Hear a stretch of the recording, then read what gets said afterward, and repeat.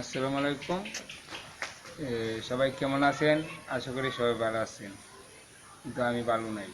ঈদ ঠিক মতে আমি কাটাতে পারছি না। আমি একজন অভিনেতা, শামীম বস, কিন্তু নাটক শিল্পী। আমার ঈদে আসছেন আমার নাটক বাংসুর, তারপরে আসছে তিন চুরে রাখবো, কিন্তু আমি এটা আমার রিলিজ হয় নাই, কিন্তু আমি দিতে পারি নাই।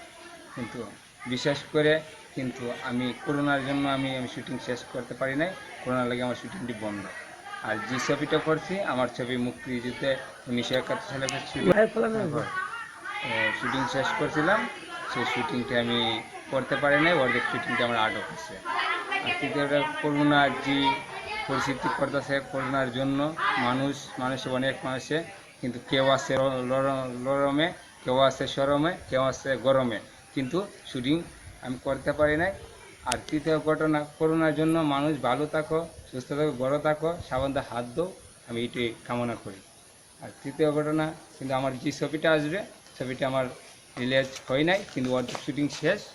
আর যে ছবিটা আমি করেছি, আমার 1971 সালের ছবি, আমার এই বড় বাইরে করেছি।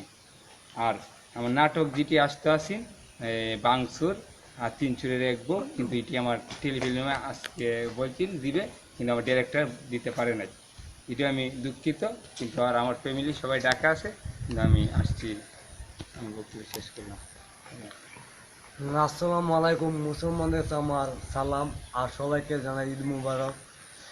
আসলে করোনা ভাইরাস থেকে মানুষের মুক্ত পাওয়ার জন্য মানুষের যেসব কাজকর্ম করতে হবে, সেইগুলো কাজ মানুষ করতে পারে না।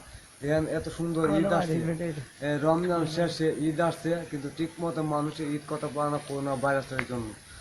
এই জন্য মানুষের আনন্দ ফুর্তি মানে ঈদের জন্য করতে পারে না, কারণ করোনা ভাইরাস, আল্লাহ পাক যেটা করোনা ভাইরাস দূর করে।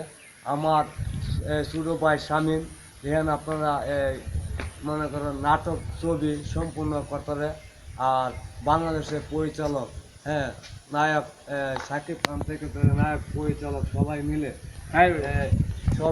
সবাই মিলে মনে করেন ভালো থাকুক, সুস্থ থাকুক করোনা ভাইরাস থেকে।